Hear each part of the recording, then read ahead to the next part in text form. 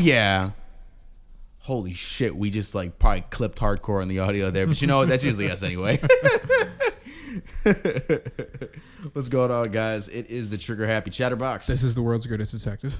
Before we get into the episode, we do want to say thank you to Saddle Up for the interview. That was really fun. Thanks, dude. Hope we could see you again or hear you again. See you maybe in Florida. That'd be dope as shit, you know? Yeah, I'm down.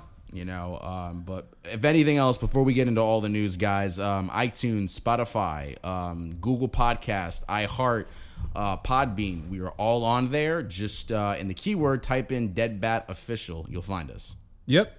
I did order some Ben Nye on his recommendation. Did you? Yeah, it's coming in today. Nice. I was just like, I have to go ahead and take care of that because there's no way I'm doing the grease paint again. It's horrible. I'm sorry. I feel you. It just drips down your face, and it's not great. Like it holds up at conventions fairly well, which is why I was buying it for a while. Uh-huh. And then I was like, you're rubbing this like glue stick looking thing all over your eyeballs, and you're like, I'm feeling goofy right now. like this is not the intended purpose. Like you were saying, like Black Parade. Bing, bing, bing, bing, bing. Yeah, no, that's how it felt. And I have no doubt that eventually the Ben Nye will wear off. But it's supposed to be like stage makeup too. So it could be better. We'll find out. Yeah. Nice. I gotta get another Batman cowl. I don't know where from. I want one. But like it feels like a lot of the shops right now are either on hiatus or closed. Yeah, man. It's like, all right. Damn. Well, Why do you need another cowl? I don't need one. I just want one. Oh, you just want one? Okay. Yeah, this guy. No, I just want one. That's it. One I have on the top of my bookshelf right now, feeling lonely. Yo, you just want like people to come over the house and they just see like the multiple cowls and be like, did you really need all these? No, but I wanted them. Yeah. John, we're going to Megacon May 19th through the 22nd. Oh, yes. I'm doing the Chris Tucker right now for y'all that can't sing. I always forget. Is this one in Orlando? Yes. Okay. This is O-Town. All right. I always forget because Megacon, they do it in Tampa and Orlando, and I'm just like, which one? Which one? Which one is it? Like, it doesn't matter because they're like the same distance away from us, but like, still, yeah, I kind of want to know. Yeah, we'll be there May 19th through the 22nd. If you see us, say hi. Let us know. We'll give you a card. We'll give you something. Oh yeah, something. Even if it's just a fond memory. I'm hype for that. I'm immeasurably hype.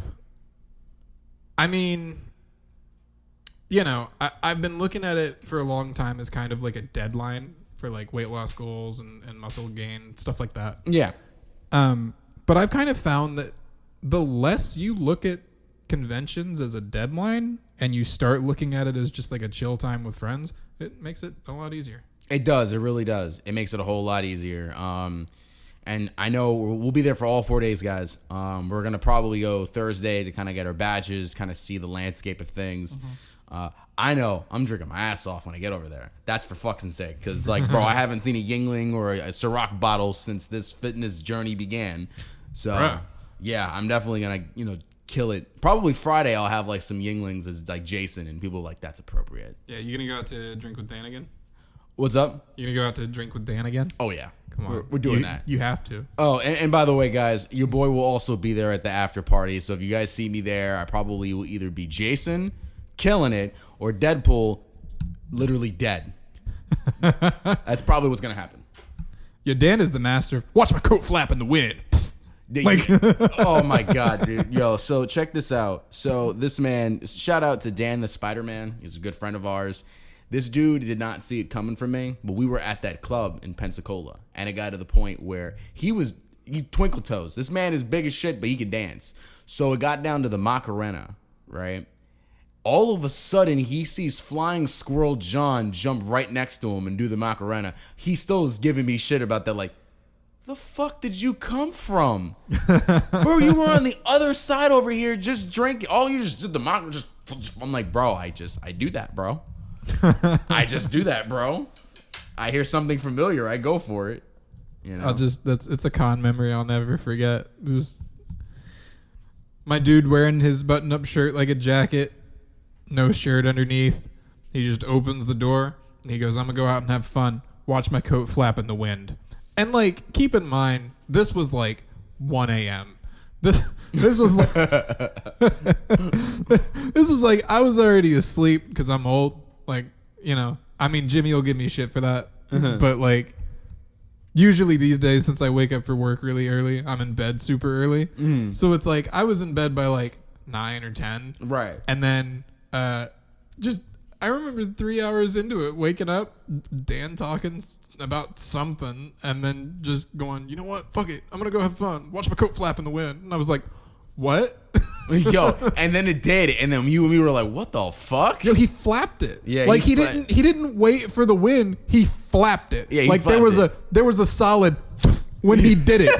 And it's something I'll literally never forget. Yo. And it's not something I could sleep after he did it. Yeah. Like he did it and my brain was like, "Did that shit happen?" Like, is that something that I now have to, you know, is stuck in my gray matter? That is a thing that occurred that I had to witness. Like, that man defied gravity for you. he defied gravity. Oh shit! Man defied the entirety of physics. But yeah, we'll be at Megacon. I'm very excited, and I'm gonna be doing a test fit for the bat suit pretty soon because I gained a little bit in the last 2 years that we haven't been able to go. I know. So we got to kill it hard today. Well, we were also going to Tampa too, and I'm super excited for that because the voice actor for Ryu's gonna be there. yeah, Oh yeah, gonna see Captain Pajamas. looking at him for the autograph, like, "Give it to me. Give it to me. Do what you should have did 10 minutes ago." Oh yeah, give me that Hadouken. Oh, give me that Shuriken to the ass. Sugar Something's walls. in my ass. Sure you can. No, Bruh. you can tell we're really hyped Yes. for it to come back. We went to one. What was it? 8 months ago or something like that. It was a long ass time ago. It Yeah. may as well have been a full year. It may as well have been. And that was like coming off of COVID. I think it was still happening, but the convention was just like, "Fuck it, wear a mask," and we were like, "Okay." Like, That was a nightmare as Jason, dude. I had a helmet and then a mask underneath the helmet. I was not wearing Batman in that. Yeah. That was a nightmare. The good news is, like, when I tried to put the suit on for Halloween, like, the suit fit. I think I just need to extend the belt a little bit because when I drew the belt in, I was sitting at like 210. Yeah. So, Bruh. which I like, there were people that were like, "You look sick," and I was like, "Yeah, it's just, you know, I don't know." Like, at that point, I had just completely changed my relationship with food and exercise. Mm-hmm. It was just like, exercise a lot, and then you get hungry, and you're like, protein bar. Like, that was it. It was like 2 years of nothing but like salads and grilled chicken and vegetables for every fucking meal. Like, there was just no, you know, real regulation there. And I think what happened is I leaned too hard into the weight loss aspect, and like, I was losing faster than I had anticipated because I was too strict on the diet. Right. Like, I wasn't letting myself live. Like, somebody would be like, "Yo, you want like a Snickers or something?" I'd be like, No, Snickers can get fucked. But like, damn. Yeah, this man slimmed down considerably, you know, and now he looks pretty healthy. Like, if you it was at the point where like the bat suit was hanging off of me. Like, like, I remember one time I put it on and Jimmy was like, "That suit's wrinkled." And I was like, "What do you mean?" He was like, "The fabric on top doesn't sit right anymore." Yeah. It's like, oh shit. No, I'm excited to put it back on. I slid on the Red Hood stuff yesterday. Yeah, I still got to do my fit check, but like, so that's the thing. I'm not worried about the gauntlets, not worried about the cowl, not worried about the boots. It's the suit. It's the suit and the belt. Yeah. Because there's a compression suit underneath that suit. Yeah. So it's like, if you don't fit, you know, I mean, I'm already making those changes. Right. Those like long-term changes. So I will be back. Mm-hmm. You know what? Like, I'm doing all these like armored cosplays too, like RoboCop and stuff. And I'm starting to realize just how thin you have to be to make those look good. Yeah. Like, because that, like, I'm learning that when you're building suits like that, you have to proportion the suit based off of your midsection. Mm-hmm. Because if you scale things not according to that, everything else is going to look weird. So what happened with Murphy is I got really excited and I was printing everything. Like, I got legs, arms, helmet. Yeah. I got the, the back piece of the torso. And then when I started printing the front of the torso, I was like, it ain't lining up. Like, but I think it's a thing where I just need to lose like 20, 30 pounds and then I'll be in there. Bro, I mean, yo, for I'm those excited. for those that like don't know, like I've been killing it hardcore, and I told the man, come on down, I'll work your ass off. Yo, I'll work your ass, because I mean, dude, what was it? We've had mutual friends come on down. They get ahead and see me after some months, and they're just like, all right, John, let's see what you got. They finally get home. Mom comes home at 5. Hey, how's it going, everybody? Oh, did John kick your ass? Yeah. I'm fucking gassed to the, what was it? Our mutual friend he was like, oh yeah, man, let's go out. Let's go work out. I got to do legs. I'm going to go ahead and do I'm going to do full body. I'm like, you asked for full body. You're about to get fucked. So we went at it. We killed it. He got back home. He sat in that very chair that Kyle's sitting in. He didn't move for 2 hours. Yep. Oh, yeah. He was dead. That's what it is. He said the fattest part of his ass was hurting. That's what you want. Oh, yeah. That's what you want. I did legs yesterday, and I did legs and shoulders. Nice. And nice. It hurts. I feel you. I know, man. It's the pain of progress.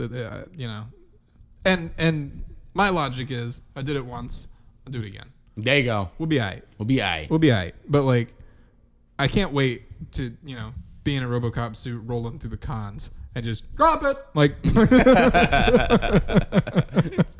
oh, shit. I'm excited. It's going to be a new era. Like, I've got this printer. It's finally turning out parts. Consistently. And we're going to be killing it. Oh, yeah. I'm excited also for 2/3 of the Outlaws to be there. Amazon stuff's gonna be there as Artemis, and I'm like, bruh, it'll be the closest thing to Rebirth that because you know me, dude. I love Scott Lobdell Red Hood like ever. I like guys for anything else. If you want me to do something for you, just give me like a Scott Lobdell Red Hood comic, and I'll do whatever the fuck you want. Because that man, in terms of writing, it was him and it was Chris Claremont for X-Men that are like the two big ones I have been reading, like either going back to or like recently reading. Right. Chris Claremont's like X-Men. That's all 90s shit. Right. Yeah, I've been reading I read the comic where it's like the Frank Miller script for RoboCop 2. Mm-hmm.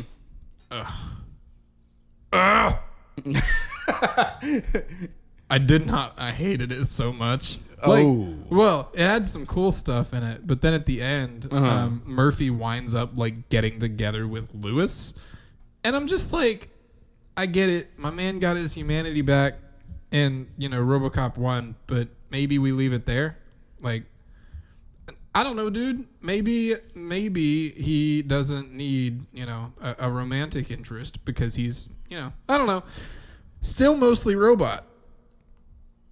I know, you're face palming. I'm sorry. No, because it reminds me of the first point I have here, segueing. It reminds me of the fucking Halo show that's been out here.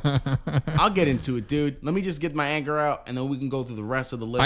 I can't get through episode 2. Like, I started episode 2, and then I'm just like, all right.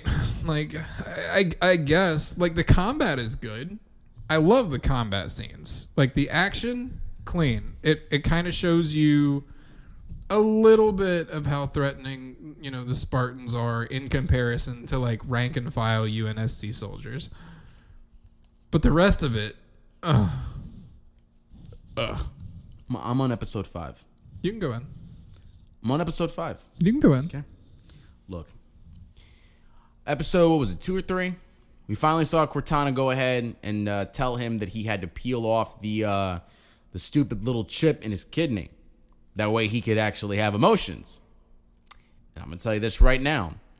That screen that showed his butt cheeks. God damn it. Fuck. He's a super soldier. Like, how are you going to be a super soldier and not have a super ass, bro? This man was like lacking leg day forever. I'm going to do like a freaking Sandlot here. Forever. He had a pimple on his ass. I know that bothers everyone. Like, John, why are you paying attention to the pimple on his ass? Why are we seeing his ass in general? John's like, it's on the screen. I'm just trying to look. Fuck this show. No, I feel you. Like, the biggest mistake is not having any involvement with the games. Like, I get what they were going for. What they want is to have an audience that is not familiar with the games to understand what the story is. But maybe you don't do a completely different story from what the games tell. Right. I personally would have liked to see an adaptation of like the first book that they came out with, where Cortana gets introduced to him, and then you have that whole explanation of like, you know, holy shit, she's in my head, controlling the suit, doing all this other stuff. Like, there's so much to explore, I think, about that character, and I feel like they're not doing it. Like, yeah. And so that's the thing, right? You can make the argument that, you know, it's difficult to act in a full body suit, but there's a lot of cases where it happens. Like, it's not hard. Like, I get it.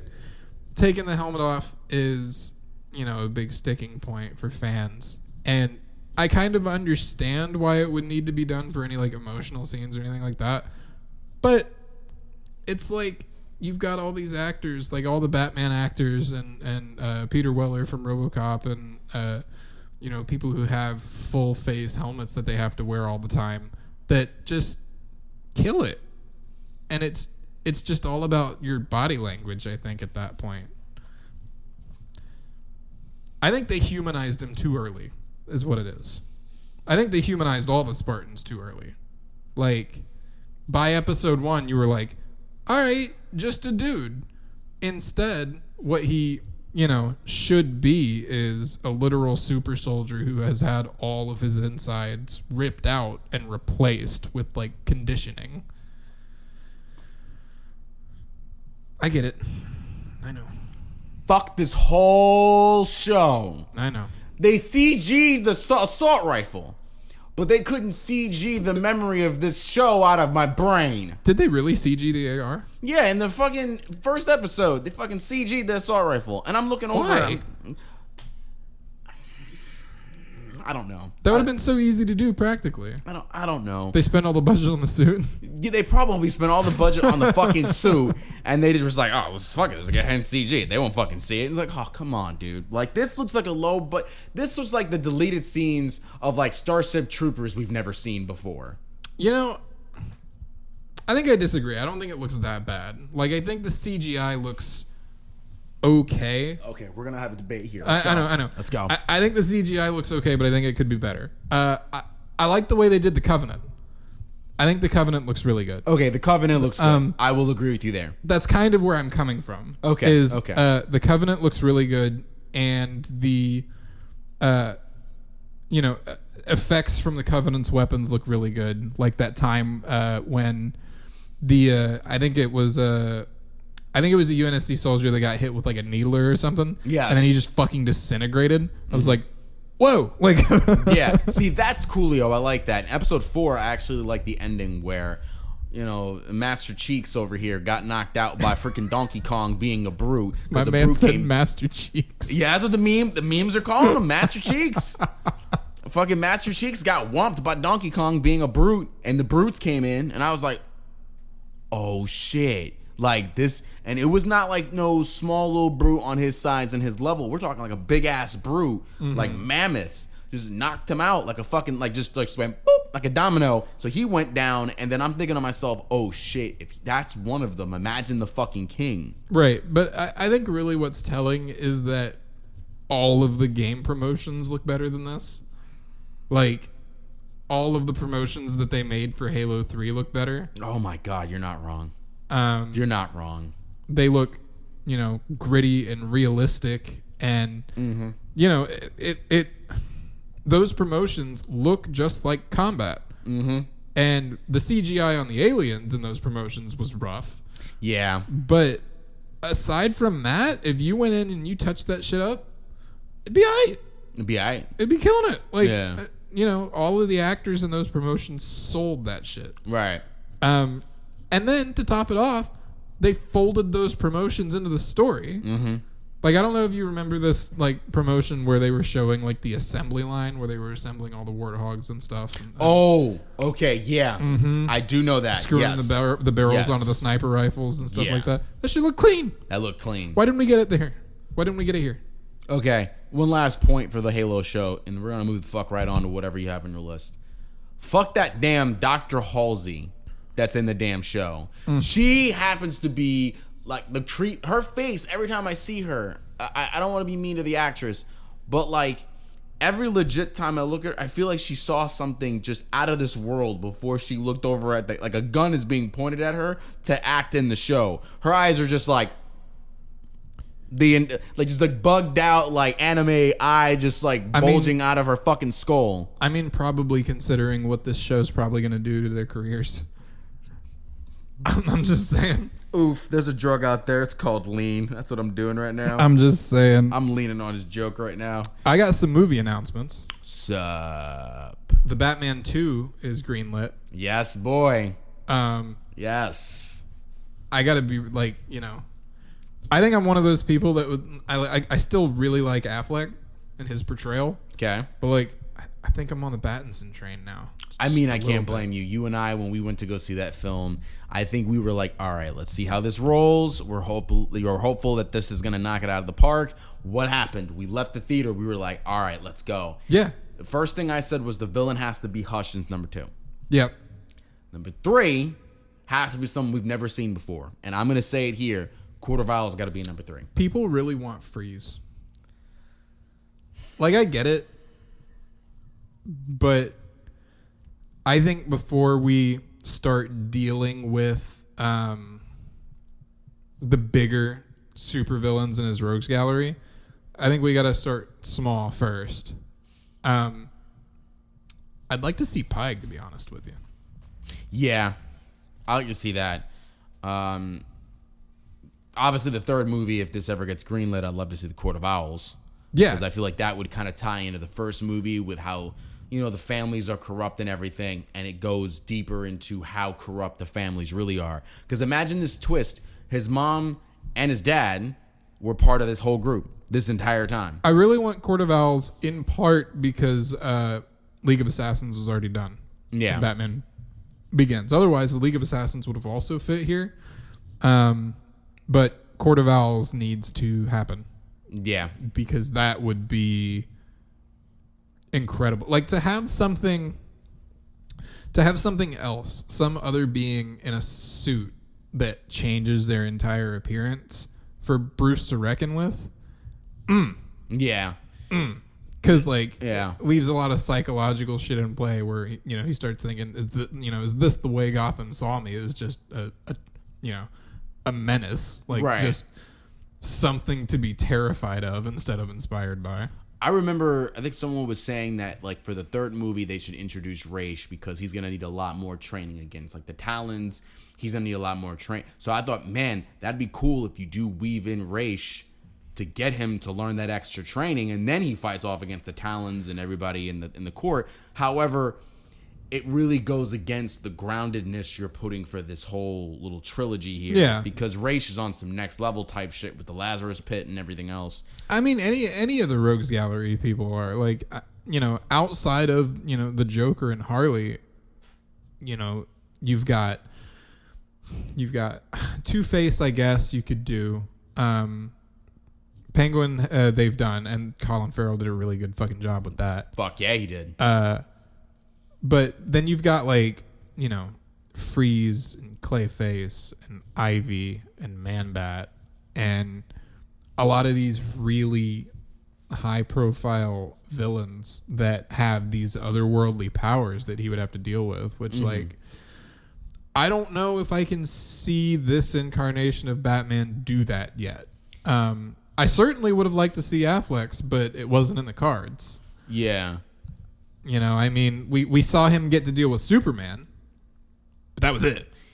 I think, honestly, if they really wanted to try to weave in, like, the supernatural elements, I feel like you also have to mention the other worlds out there that he probably will hear in the background via cameos. Like, imagine if, like, they hear something, like, if, like, Bruce is doing his thing as Bruce Wayne, you hear someone in the background talking about Metropolis. Yeah. That'd be a one way to weave in, hey, listen, Gotham is not the only city that's dealing with, a vigilante or superhero of that sort. Weave it in slowly. That way people can be invested in, what's really going on in Metropolis while this Batman exists. Yeah, I mean, I am kind of concerned about the sequel because I don't know what they're going to do. Like, this one was essentially what Reeves wanted it to be, which is a detective story. Mm-hmm. And it did really well because it was written really well. Yeah. And, everybody in this movie killed it. I don't know what's going to happen for 2. Like, I think my apprehension for 2 is just as high as it was for 1. But another movie also got announced at CinemaCon. Avatar 2 is coming out. They're finally making that movie after years of waiting. Why you got that face? What's going on? I didn't give a shit for the first one. Why the fuck am I gonna give a shit for the second one? I mean, Caitlin's gonna be happy. I thought okay. The first one was fine. Like, okay. I liked it personally. I will see it with you guys, the group. Okay. Okay? Because anytime we go out to the movies, we always have the best reactions possible. Yeah. But I'm gonna be real with you, man. I didn't give a hot shit for the first one. I get you. I mean, I'm literally singing, I'm blue, I'm a D, I'm a die the entire time I'm watching the fucking film. And then the second one, I'm going to be singing it louder just for anyone else. It's not for everybody. Yeah, it's not. It's not for everybody. I personally enjoyed it. I think, I didn't go crazy like a lot of people did, where, they saw it in theaters and they were like, why isn't it real? And I'm like, because it's a fucking movie. But like, No, I feel it. But matter of fact, you know what? I hope it proves me wrong. I hope it really knocks it out of the park for me in terms of a sequel that is better than the original. Because we've had some of those. Yeah. Some of those. So I hope it is good for that reason. Like, personally, for me, even if it's just more of the same, at least it's getting made. Yeah. And Cameron said that he is going to push the boundaries of what cinema is currently capable of with this movie. Interesting. Like, in terms of sound, in terms of 3D visuals, in terms of resolution, in terms of color dynamic, he is going to push the boundaries of what the technology can do. Okay. So that's kind of what's got me excited for it. Like, if anything, it'll be kind of like an Unreal Engine 5 showcase of what can actually be done when the time is taken to do it. You guys can't see my eyes widening, but anything that's mentioned with Unreal Engine 5, I'm kind of like all in at this point. Yeah. Because that presentation was godlike. So they also showed some the Flash footage at CinemaCon 2022 because Ezra Miller decided to take a break from assaulting people. Yeah, and that's exactly what the fuck happened. Yep. Apparently, it shows an unmasked Michael Keaton in the bat suit, and he turns to Ezra Miller or something, and he says that line that he said in '89, where he says, "Do you want to get nuts? Let's get nuts." And that was it. I kind of want to see what they do here. Personally, for this movie, I'm not excited, because I know it is the end of the Batfleck era. Yeah, most likely. And to be honest, Keaton just kind of feels like a shoehorn after No Way Home. No Way Home did it first at this point, and I would argue, having not seen The Flash yet, that they will have done it better. Right. I mean, granted, you know me, man, because it's like when I took a step back from watching Spider-Man, the one point that I gave it was it kind of like loosely adapted one of the worst fucking Spider-Man comics I've ever read. However, when you look at it as a film and not as the comic, you got to give it credit where credit is due. It did really well. You know, when you take the comic adaptation that it was supposed to be, which, mind you, if they would have brought in Mephisto, I would have left the theater. I would have already known what the fuck it was. Thank God it didn't go that route, because I would have choked somebody if nothing else. But the movie did it first, so I got to be with you on the Flash there. I don't know if it's going to really deliver. And this is the thing, like, when you do stuff like this and you bring older actors back, you know, a lot of people kind of got on No Way Home's ass because it was fan service. It's gotta be. Like, I'm sorry. Yeah. If you're bringing these older actors back to reprise their roles with a current actor who is already playing the part, it's gotta be kind of fan servicey. I mean, comic books do it, dude. Like, it just has to be. Like, that has to be the nature of your movie at that point. Right. Yes, you can still tell a story with that, but you also have to give people a minute to know that that's what you're actually doing. That's why they introduced the Spider-Man really slow. Right, Like, right. They had them come in and, you know, in the beginning it was just all straight dialogue, and they gave you that, like, magic moment where you're like, oh, it's like this. Right. Like, and not only just that, if you're going to tell me if No Way Home is fan service, what the fuck do you think Multiverse of Madness is going to be? That's all fan service. yep. I mean, you heard if Mordo. If Raimi's Spider-Man isn't in that, I'm gonna riot. Like, you heard Mordo mention the Illuminati. For anyone who's a comic fan, they probably nutted in their underwear. Like, dude, everybody who's anybody knows the Illuminati is one of the more dangerous groups ever. Now, I don't think this is the MCU Illuminati. I think this is variants. Oh, yeah, these are variants. See, they have to be. I mean, like, what was it? They had a TV spot where they showed, mind you, here goes, spoiler territory for those that are not ready for this. I don't know if you've seen it, the TV spot where they showed two characters, but they showed two characters with their prominent, like, you know, that's them. Like, you saw the British shield. And then Professor X Golden Wheelchair. Yeah. And, like, when you see those two things, you know damn well what's coming next. Hey, whatever Gabe's making smells really good. Yo, he's probably killing it in there. I know. But, I mean, I got to tell you, man, like, I'm excited to see if, and here's the thing. Someone said post-credit scene. It's got to be Jean Grey and it's got to be fucking Professor X that walk in that damn portal. It's got to be those two. I said if you really wanted to, the pitch that I threw last episode or the episode before it, where, you know, you could say that Xavier's been there the whole time, but Cerebro and Nick Fury have been the two big things, the two big factors that have stopped people from realizing that mutants are around. We just don't call them that because we don't know the word. You know, you could always go off of, because Nick Fury's always been that in the comics. He's always been one step ahead of the curve. He always knows what's going on. I mean, the fucker's in Sword. Yeah. Like, you saw that at, what was it? I think it was Captain Marvel, where he's on the ship and shit. What's the term for people with superpowers in the Marvel universe? Like, I know miracles. Miracles? Miracles. Okay, because I know in DC they call them metahumans. I know. I fucking hate that word. I know. No, I get that though. Yeah, it's exactly what it is. Miracles. Yeah, no, that makes more sense. Yeah. And I don't know, but like in this world in the MCU, like where these people already exist with powers and stuff, like how do you set the precedent that the X-Men are discriminated against? Like, ooh, okay. I love this question. So give me the question again, and I will go right into digging in terms of that. So in the MCU, okay, where people like, you know, Scarlet Witch and Vision and Doctor Strange, you know, Spider-Man, like all of these people with these extraordinary powers exist. How do you know, set up the X-Men being discriminated against when like the Avengers have a dude that like literally turns green and becomes super muscular and fucks shit up? So I'll ask a question with a question. What was the one problem that led up to Civil War? They made mistakes. Right.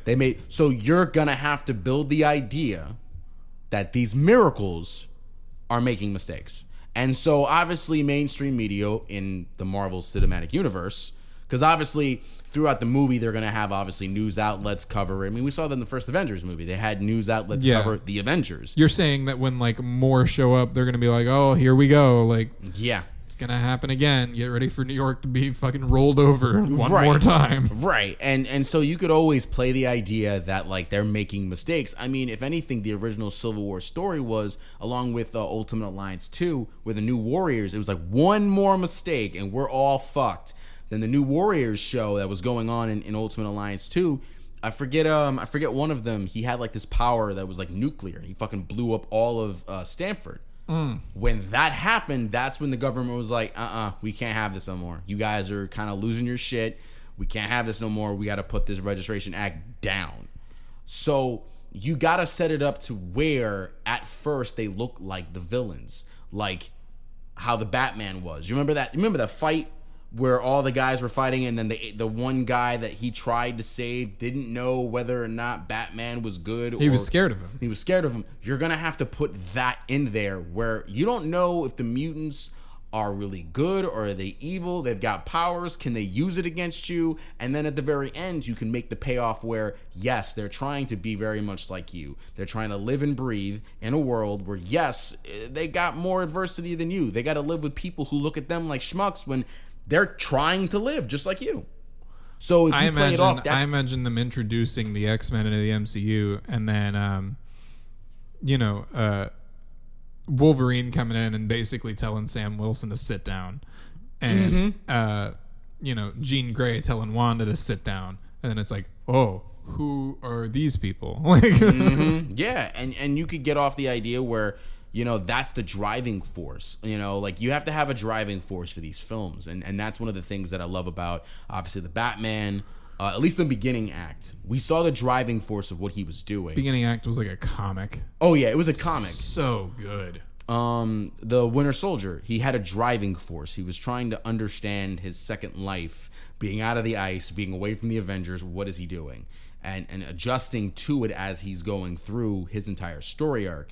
The same thing has to be said for the X-Men, but everybody knows the X-Men is coming off of the discrimination arc that made them popular in the first place. Yeah. So if you can get them to be the villains first and overcome that to be the heroes, that's where the story actually has its driving force. That's where the investment would go for the audience. It's like, we know Wolverine, we know Jean Grey, we know Cyclops, why they look down upon. Yeah. That's where you can get it going for that. One comic scan that I could really bring for reference was that She-Hulk was She-Hulk and Wolverine. This was rather recent.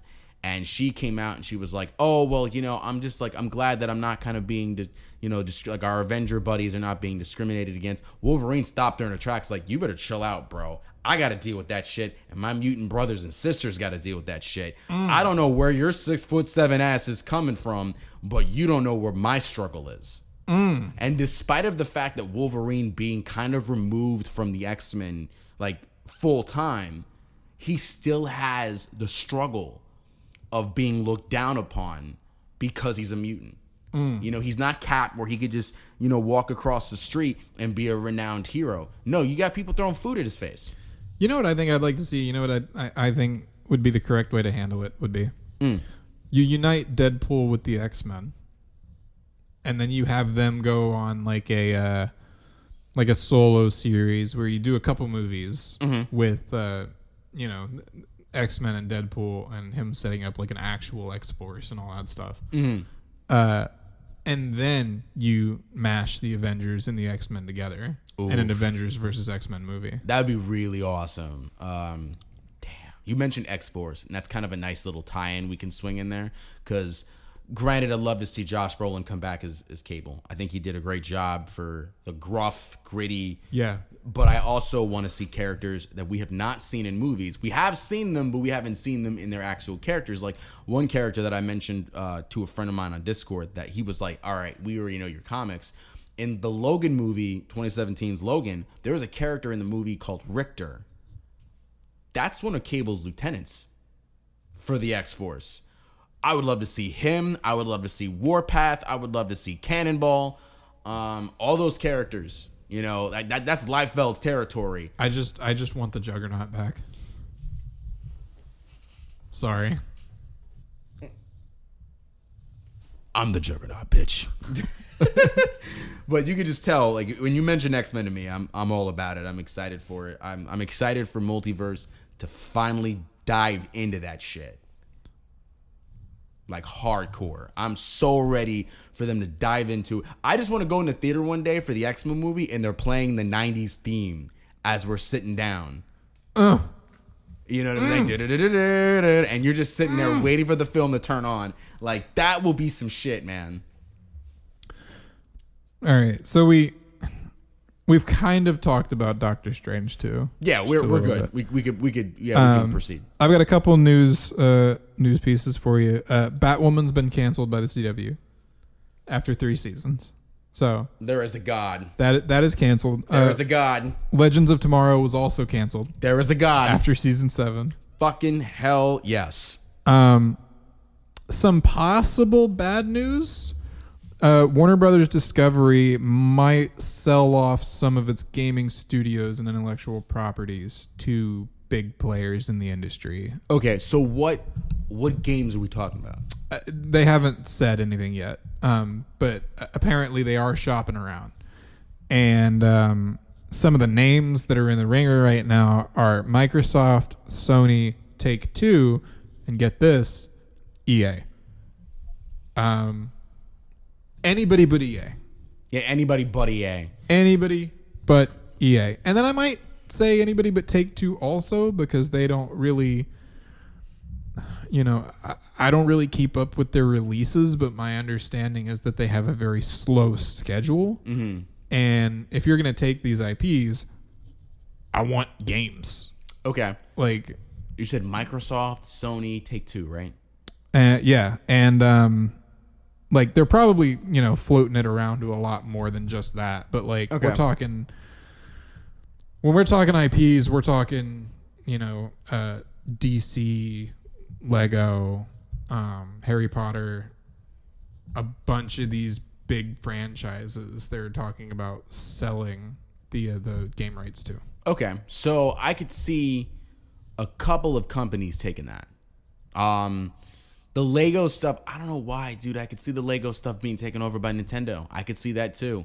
Nintendo can make a big purchase. They can make a big... Because, you got to think of it this way. What was it? Sony and Microsoft were both like, we'll go ahead and we'll buy some shit. They did last year. Yeah. Nintendo was the only company that was like, we'll just wing in what we've got. And they kind of got hurt.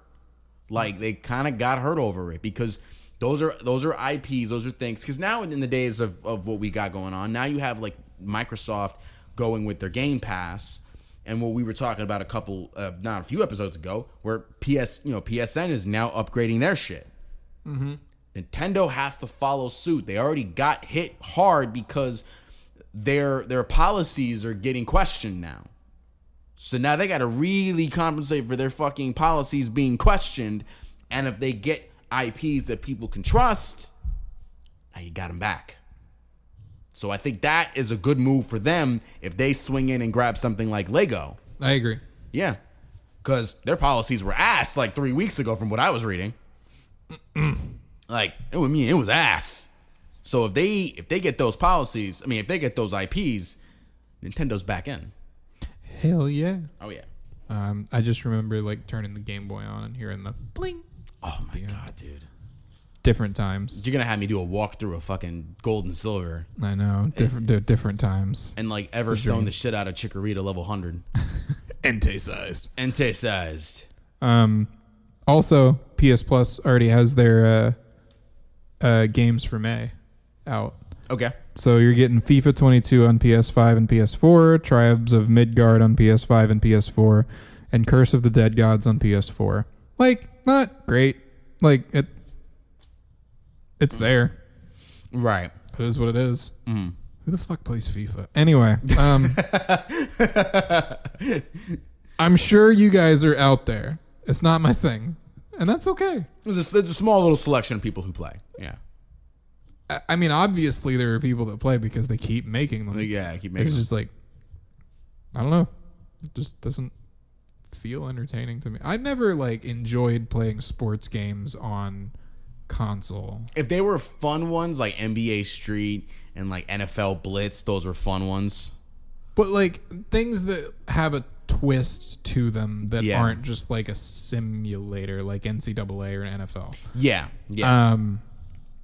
Those kind of just like, I've always been kind of like, why don't you just go play? Like, just go and like move instead of play the thing on the screen. Like, I don't know. It's entertaining to some people, not to me. Like, I would much rather play like an interactive story type of game where, you know, you're not really worried about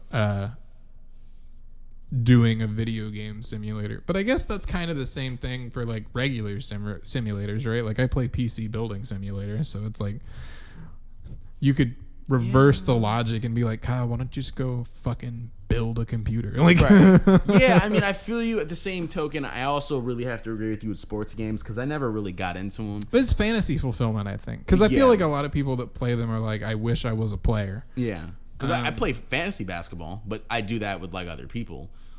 Like, you know, we do drafts and shit like that all the time. But see, that's a different story. That's not an actual video game. That's just stats, statistics, and numbers. Like, there were a couple of them. There was one that I used to play all the time. It was like NBA All-Star Jam or something like that, where like the characters had really big heads and they were just going back and forth across the court. Yeah, it was like a side scroller for basketball. So I do have something, like a little bit of a review of Sonic 2. Look, for what it's worth, I'm going to tell you right now, this movie, the first movie got an 8 out of 10. Okay.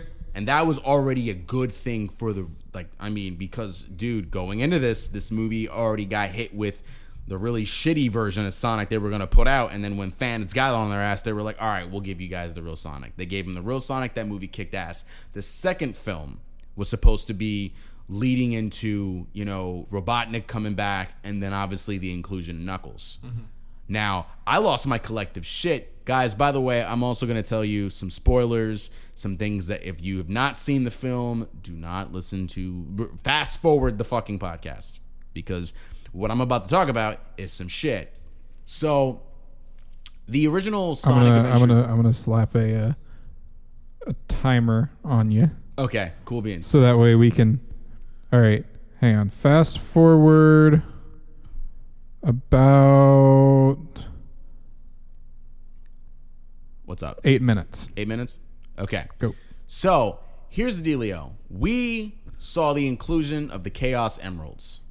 And I was very excited they brought the motherfuckers in. I did not expect the Master Emerald, but I am so happy we've got Sonic Adventure elements in this fucking movie. I was very excited about it, because if anyone's going to tell you about Sonic Adventure anything...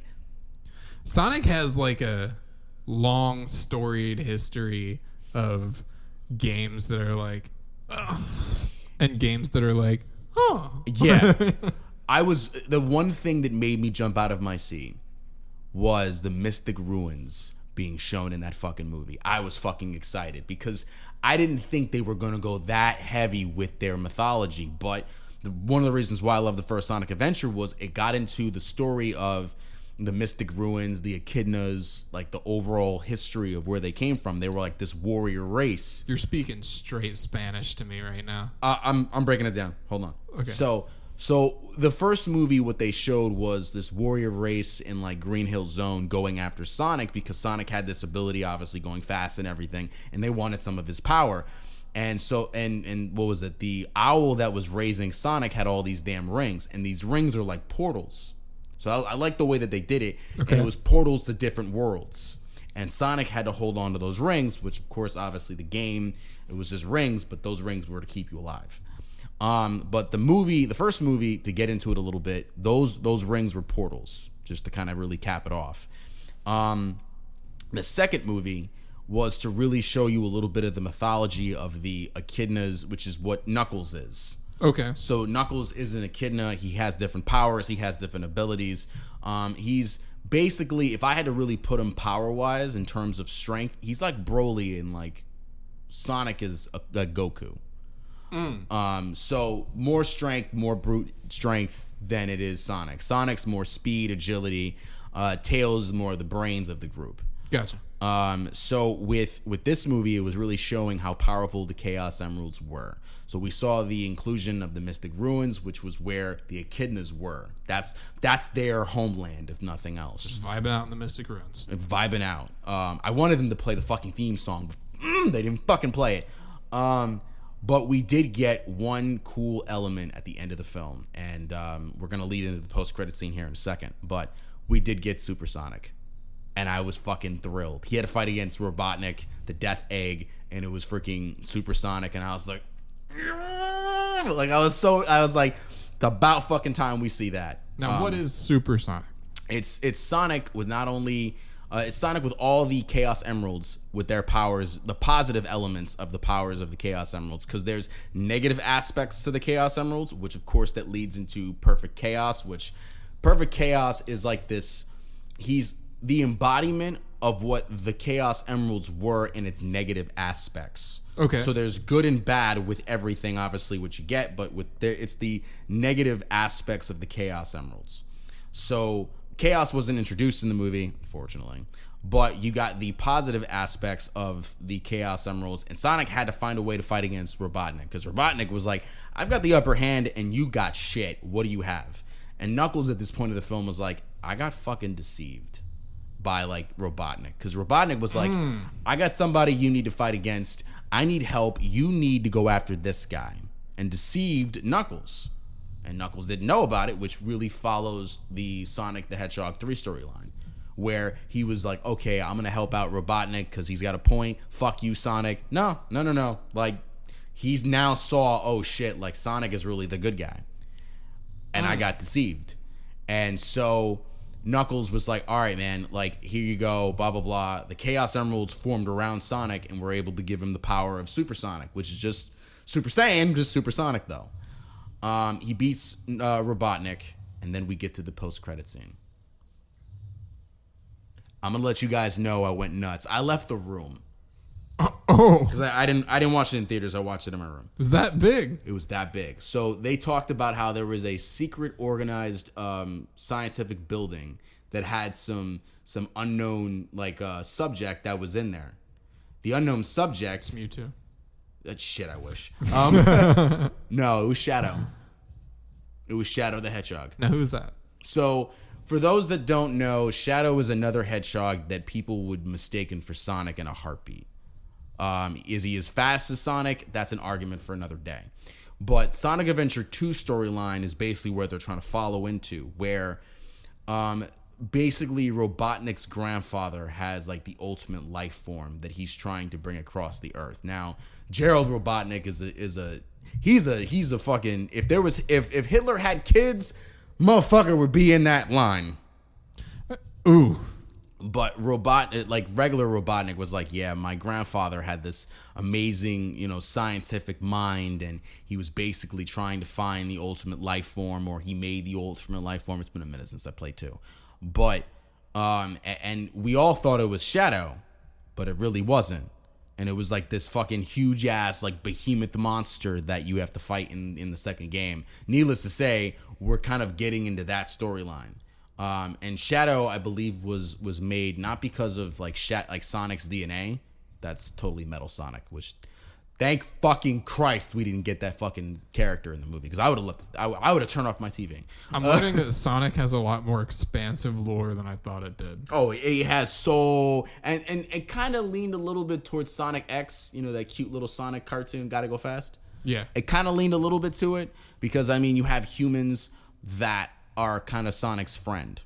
The first movie, they had like this this cop that was part of Green Hills. That's what they called it. They didn't call it Green Hills Zone. They called the city Green Hills.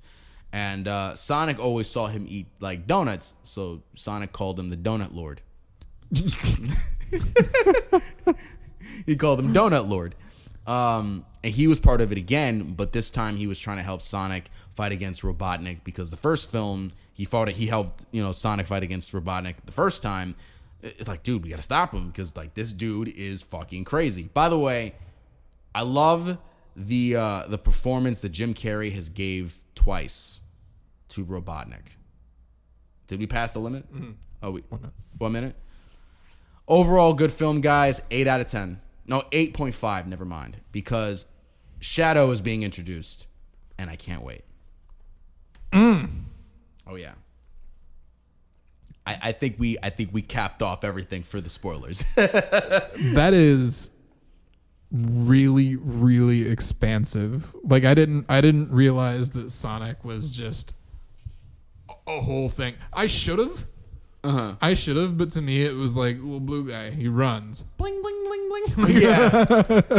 Adventure expanded it, man. I love the adventure games. They expanded everything for the character, and I can't wait to see what they bring for, the coming. And the thing about it is the movie is the highest grossing video game adaptative movie period right now. It is killing it that hard right now. That it raises the question, and I give the question to you guys for the overall argument. We'll do one of these trigger happy chatterbox questions for you guys.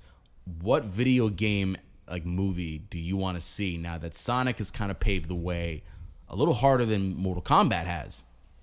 What movie? That's the question I leave for you guys. Yeah, I mean, Assassin's Creed didn't even kill it that hard. Like, I don't know. You've seen it, right? Like, you've watched it. Yeah, we saw Assassin's Creed together. Yeah. That was strong up to the end. Yeah. Up to the end, I was like, this is a really, really good adaptation. Mm-hmm. Then the end, I was like, fuck. Like, yeah. I was like, I feel like they didn't really know how to end it, and so they were just like, well, this is it. Here it goes. I gotta be with you, man. It wasn't gonna kill the big bad guy with Yeah. a fucking 3D printed hidden blade. Why is it that and I'll even go off the film some more with the Assassin's Creed film. Why is it that when Jeremy Irons is in a film, that movie ends up bombing? I don't know. Dungeons and Dragons, Assassin's Creed, I don't know. BVS. Yeah, I don't know. He's a great actor. Why? Great actors carry curses. Oof. That's what it is. Oh, well, he was in Die Hard with a Vengeance, which that was probably the one good movie that moved on. But yeah, other than that film, the only other piece of news that I got for you, Moon Knight. Great actors either live long enough to be in bombing pictures or die like Alan Rickman. Okay, so Moon Knight, we got... My soul collapsed, guy. I'm sorry. My soul collapsed. I'm sorry. Speaking of soul collapse, that episode 5 made my soul collapse. That was emotionally difficult. Like that, seeing everything that Mark and Steven had been through, and the fact that Mark created Steven, which I don't know if that's how it goes in the comics, but that was wild. It did. Coming from somebody who knew nothing about Moon Knight going into the show, this has been a really good show so far. Yeah, this has been kicking ass. Granted, the Moon Knight suit looks a little goofy, but that's because of hoods in movie and TV. I feel like they can't really figure out how to get hoods to lay right and look good in every shot. And it's kind of like cosplay. So whenever you see an Assassin's Creed cosplay, the hoods are always they're out there. Yeah. It looks like no matter what you do, it looks like a chibi version unless you get really, really thick material that hangs right. Yeah. And in this instance, it's they probably put wire in the hood or something to keep that pointed shape. But the thing is, though, I don't remember Assassin's Creed having those problems. I feel like the hood laid right in Assassin's Creed in every shot. Right. Maybe it just comes down to how they, built the costume. But other than that, it's really clean. It looks great. Yeah, it looks incredible. I'm feeling that they're leaning into the horror aspect of things. I am too. That only goes into so many other characters. One guy mentioned to me at the job, he was like, Midnight Suns. And I'm like, yeah, go get Blade, please, because we're going to need him in there. Go get, Punisher and Ghost Rider, because we're going to need those two fuckers too. And seeing Khonshu for the first time, you're just like, oh no. That I think it was episode 2 or something where Steven's like running away from him in the hallway and the lights are turning on and off, and it's just this really big, like, you know, tall bird entity with like the skull of a bird for a head. Mm-hmm. And you're thinking the whole time, this is a, like, you know, as somebody who doesn't know Moon Knight, you're thinking this is a villain. Like, this is a villain coming for Steven right now. Mm-hmm. And then you find out, nah, he's just a chill ass dude. Like, right. He's just a little creepy sometimes. So I knew a little bit going into it. Guys, this is the one character that I had to go back to the comic, at least in terms of looking at some of the stuff that I never read before.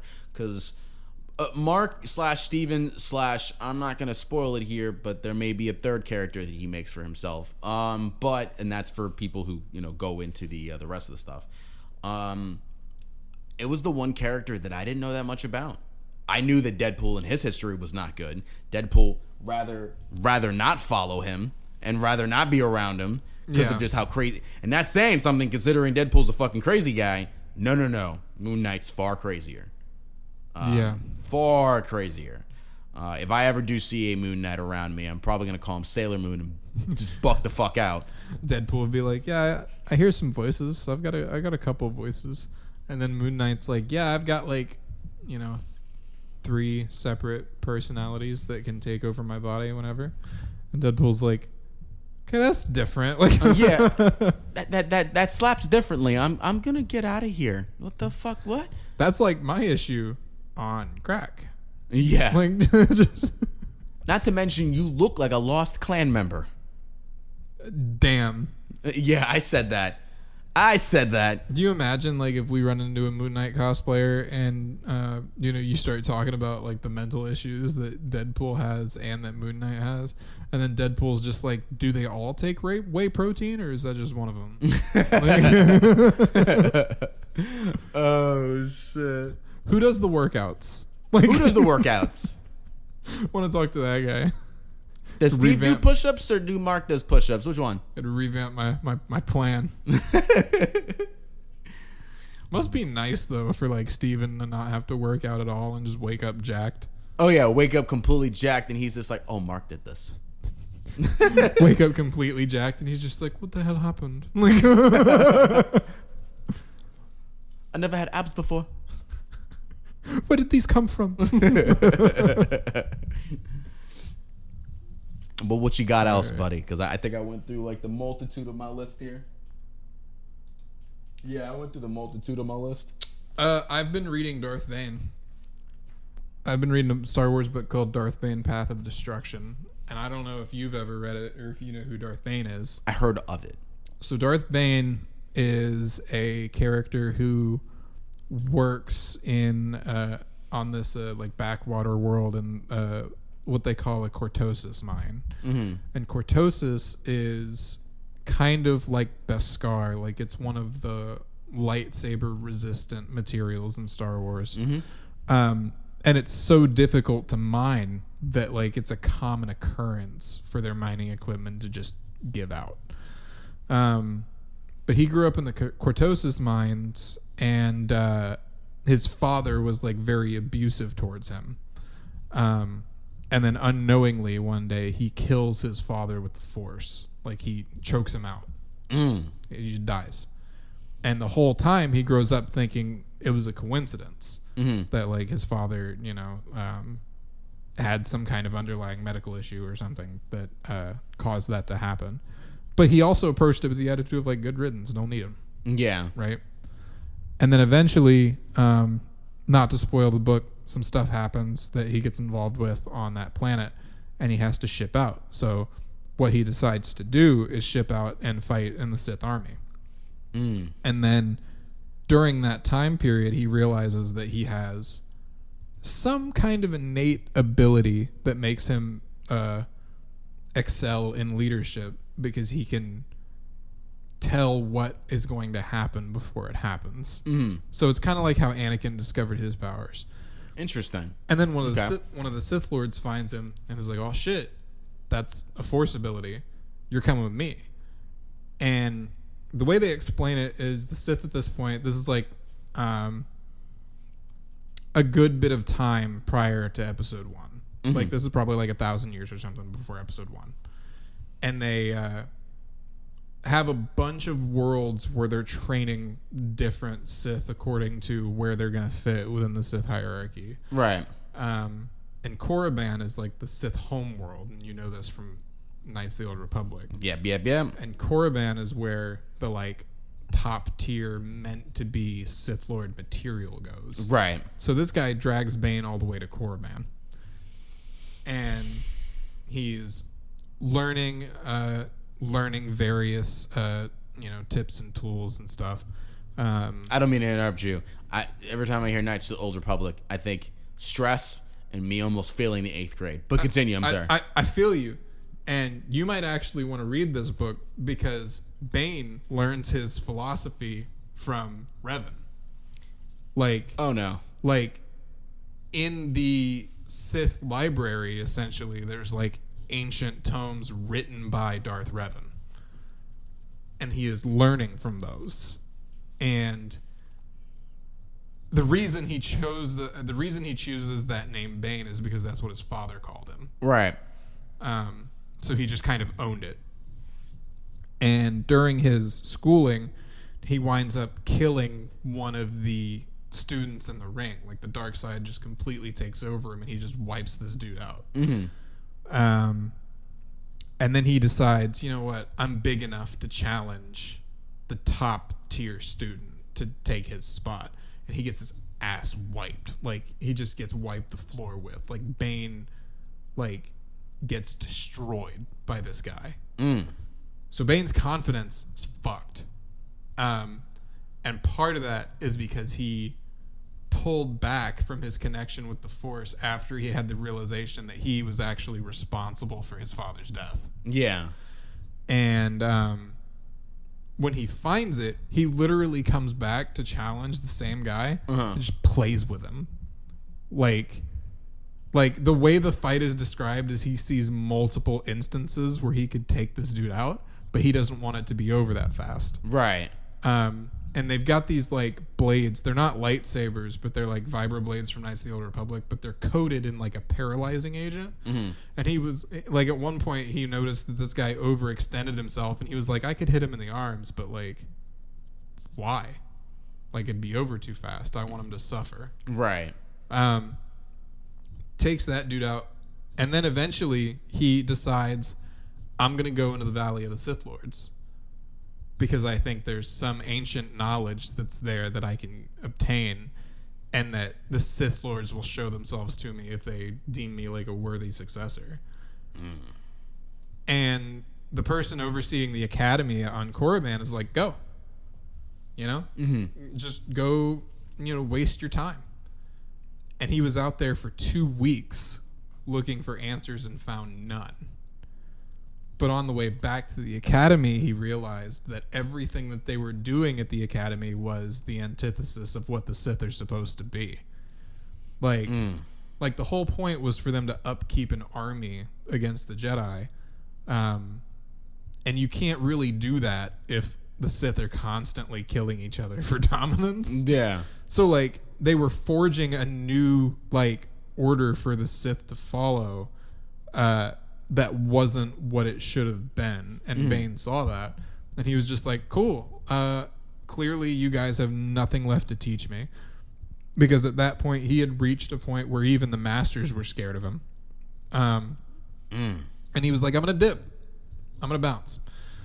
And the Masters didn't lift a hand to stop him because they were afraid of him. Yeah. And then the guy that taught him like blade work and how to handle a lightsaber and stuff is like, hey, think this over, Bane. Like, don't do this. And Bane says something that has a lot of impact. And the reason the Darth title wasn't being used at the academy is because they saw it as, a moniker of the old ways. And one of the excuses they used was that it puts a target on your head and, says, all right, well, clearly this guy goes by the Darth title, so that's, on the Jedi side, that's the target they need to take out first. Right, it's its own mantle, exactly. And Bane was like, I know exactly why you guys don't use that title, and it's because you're all cowards. Oh. So when this guy goes, Bane, maybe reconsider, he goes, Darth Bane. And then he leaves. And I was like, fuck! Yeah, that sounds dope as hell, bro. Where I'm at now in the book, he literally went to the Ricotta homeworld. And he's looking for answers. Let's go. And he was like, I was on Korriban, and the dark side was like, like it was kind of there. Yeah. And the way it explains it is he gets to the Ricotta homeworld, and he's like, no, it's strong here. And like, yo, let's go. I really want him to find some more Revan shit or something. Mm-hmm. But Bane is the one that establishes the rule of two that the Sith wind up following. Yeah. So I'm kind of hyped to see how this goes down. Let's fucking go, bro. That's Jesus. It. Yo, we kicked ass this week. I know we had a lot of stuff we were talking about, and I'm Coolio just kind of sitting with what we have over here. But before anything, guys, just make sure that if you need to listen to the show, if you want to listen to the show, if it's a need, because I can imagine, iTunes, Spotify, Google Podcast, Iheartradio, Your Heart, kidding, Podbean, Deadbat Official. Guys, we're going to be cranking out more episodes before we go to Megacon. Make sure you check us out. We'll be there the 19th. Come say hi to us. Hell, we'll be around. I'm probably going to be near that freaking English pub that's not too far from Hyatt Regency, cracking some beers. I think it's safe to say no episode the 19th. We do it every time we go to a convention. We're like, let's bring the podcast equipment and do a show there. Guys, when we try, like if we don't do it Friday night, we just don't do it at all, because we'll go to the con, chill out, we'll be in cosplay and all that stuff. That'll get really exhausting really fast. Mm-hmm. We'll come back, we'll just want to die. That's what it is. You come back, you get out of cosplay, you lay down, you're like, this is where I exist for the rest of the night. Me and Kyle have the two most exhausting cosplays ever. Him, it's because of the suit. Me, because my fucking life force. That's what it is. Well, see, that's part of the reason it pays to be Batman sometimes, is because you don't really have to talk a lot. You don't really have to put yourself out there a whole bunch. People see Batman and they go, oh man, cool, it's Batman, and they usually approach me first. You're a little more outgoing, so you wind up drawing people to you. And then people usually just come to me and they're like, hey, can you take a picture with my kid? And I'm like, yeah. 100%. But it's not. It doesn't require as much socialization on my end as it does yours. I imagine you're not only your voice, but I imagine your social battery at the end of the day is just drained, just out the window. Hour 1, fantastic. Hour 2, fantastic. Hour 3, music sometimes. Hour 4, 5, get me some food. I love you guys. I'm done. I feel like it's more like, give me some food. You get some food. Hour 6, fire up the JBL speaker. Oh, Jesus, yeah. I mean, granted, I'd love to fire that thing up. And do you have people who are just wanting to hear you joke when you wear the full thing? If I'm wearing like the party pool shit I used to do, then that's a different story. Yeah, we can go ahead and dance and we can have a good time. When I wear the full thing, people want to hear me go ahead and make some jokes about either the Incredible Hulk or a writer, or some movies. Yeah. For example, we were making some jokes on the X-Men before we recorded, and I'm just gonna carry them jokes with me. Some dad jokes, some Marvel dad jokes is what I'm gonna carry with me to the convention. And then when I'm in Batman, you kind of have to have some semblance of the exhausted energy, because it makes you look more upset. It does make the cosplay look a little better, but I remember there have been a couple times where I've legit just went, I want to die. Yo, I think that's something that every Batman cosplayer can relate to too. Is just get me the fuck out of here. Yo, but I can't wait, man. We're gonna have a good old time in MegaCon. We're gonna kill it. We're also gonna be at Tampa. Definitely see us there. We'll be around Embassy Suites, just having a good old time, guys. But until then, Trigger Happy Chatterbox, world's greatest detective. Peace.